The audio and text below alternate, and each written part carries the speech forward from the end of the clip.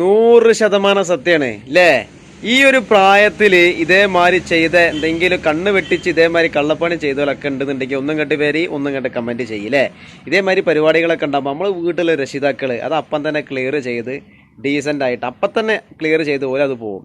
പക്ഷേ ഈ ഒരു പ്രായത്തിലുള്ള നമ്മളൊക്കെ പെൺകുട്ടികളായിക്കോട്ടെ ആൺകുട്ടികളായിക്കോട്ടെ ഇതേമാതിരി എന്തെങ്കിലുമൊക്കെ മിസ്റ്റേക്കുകൾ വരുമ്പോൾ അത് അന്നേരം അങ്ങോട്ടും ഇങ്ങോട്ടും രണ്ട് സൈഡിലേക്ക് നോക്കും. ആരുമില്ല, വേഗം അത് ക്ലിയർ ചെയ്ത് വേഗം നീച്ചു പോകും.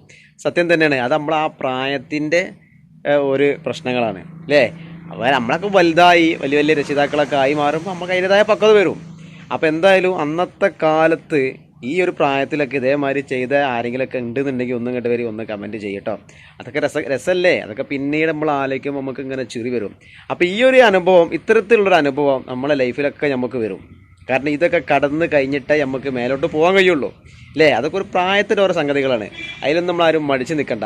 അപ്പോൾ ഇതേമാതിരി ചെറിയ ചെറിയ അനുഭവങ്ങളൊക്കെ നമ്മളിലേക്ക് ഉണ്ടെന്നുണ്ടെങ്കിൽ ഒന്ന് കമൻറ്റ് ചെയ്യുക. രസകരമായ കമൻറ്റ് ഇങ്ങോട്ട് വരട്ടെ കേട്ടോ. പിന്നെ ലൈക്ക് ചെയ്യുക. നമ്മളാദ്യമായിട്ട് കാണണമെങ്കിൽ ഒന്ന് സബ് ചെയ്യുക, സപ്പോർട്ട് ചെയ്യുക. ഒരു രക്ഷയില്ല. അപ്പോൾ ഇതേമാതിരി എന്തെങ്കിലും അനുഭവമൊക്കെ ചെറുത് വലുതൊക്കെ ഉണ്ടെന്നുണ്ടെങ്കിൽ ഒന്ന് ഇങ്ങോട്ട് വരി, ഒന്ന് കമൻറ്റ് ചെയ്യും, ഒന്ന് ഷെയർ ചെയ്യുക. ഓക്കെ.